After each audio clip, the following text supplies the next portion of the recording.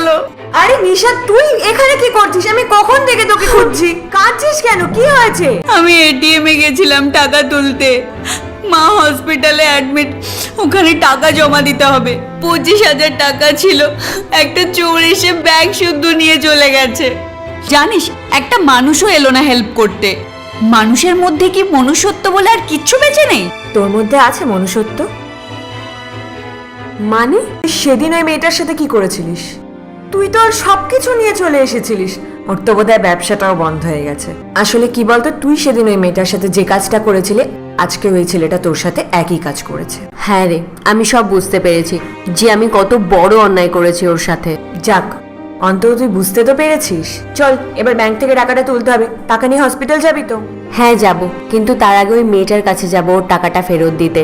না হলে আমি নিজেকে কোনোদিনও ক্ষমা করতে পারবো না। ঠিক আছে। ম্যাডাম, আপনি? ধরো। আমি আপনার 200 টাকা নিয়ে আসছি ম্যাডাম। আরে না না, তার কোনো দরকার নেই। আমার জন্য তোমার দুদিন কাজ বন্ধ ছিল, সেটার ক্ষতিপূরণ ভেবে রেখে দাও। আমি তোমার সাথে যা করেছি তার জন্য আমাকে ক্ষমা করে দিও। আসছি।